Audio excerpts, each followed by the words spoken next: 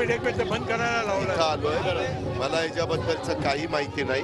मी पहिल्यांदा सुनील शेळकेकडनं विधिमंडळातला आमदार आहे त्यांच्याकडनं माहिती घेईल.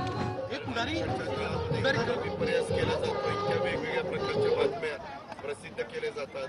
आता मधीच एक बातमी आम्ही वाचली की सागर बंगल्यावर रात्री जेवण झालं. काही जेवण झालं नाही, काही नाही. कारण त्या दिवशी मी आणि रात्री देवेंद्र बरोबरच होतो. म्हणजे इतक्या धादांत खोट्या बातम्या पसरवतात.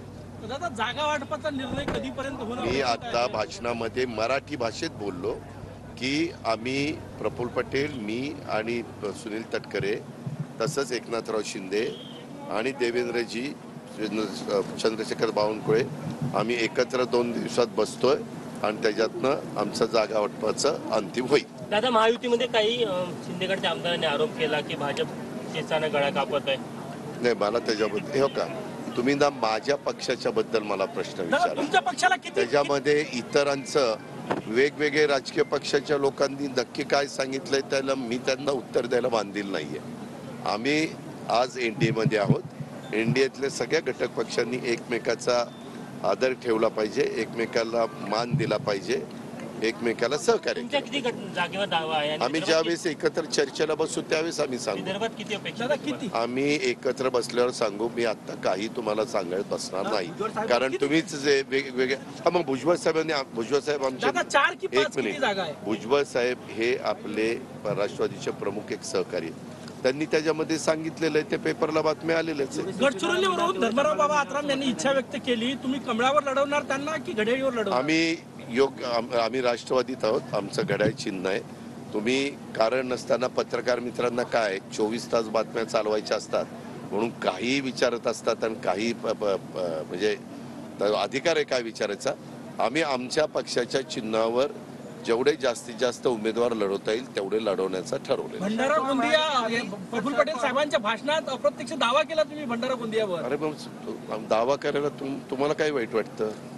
दावा करण्याचा प्रत्येकाला अधिकार आहे. शेवटी एनडीए ठरवेल ना एकत्र बसून कुठल्या करायच्या काय.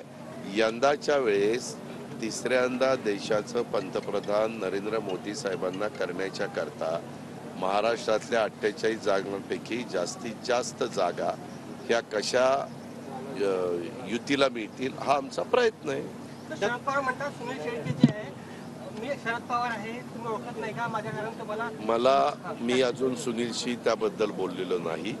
मी आता तो प्रेस झाल्यानंतर सुनील शेळकेंशी बोलून काय नक्की वस्तुस्थिती घडलेली आहे त्याची माहिती घेईल आणि मग त्याबद्दल माझं मत व्यक्त करेन. या पद्धतीने बोलले की गोंदियामध्ये 2 फक्त आमदार म्हणून येणार नाही, यापुढे गोंदिया विधानसभेची जागा देखील राष्ट्रवादी लढेल काय? कोण प्रफुल्ल जसं म्हणाले की फक्त 2 जागावर आम्ही समाधान मानणार, विधानसभेत जागा वाढवून आमच्या पुढे पहिला टप्पा आहे हा लोकसभेचा आहे आणि लोकसभेच्या निवडणुका झाल्यानंतर 5 महिन्यांनी विधानसभा आहेत, 5 ते 6 महिन्यांनी. त्याच्यावर आम्ही स्टेप बाय स्टेप पुढे चाललेलो आहे. आज आम्ही पहिल्यांदा लोकसभा केंद्रित केलेली आहे. लोकसभेला आम्हाला जास्तीत जास्त खासदार निवडून आणायचे. शिंदे गटाला जेवढी जागा मिळणार तेवढ्या भुजबळ साहेबांना आम्हाला पण पाहिजे तेवढी मिळणार. हो भुजबळ साहेबांनी तशा प्रकारची इच्छा प्रदर्शित केली. इच्छा प्रदर्शित करायला प्रत्येकाला अधिकार आहे. शेवटी फायनल सगळे एकत्र मिळून त्या ठिकाणी ठरवतील. थँक्यू दादा. ओके.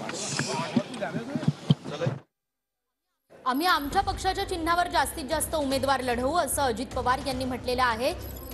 सुनील शेळकेंशी चर्चा करण्याचंही अजित पवार यांनी म्हटलंय.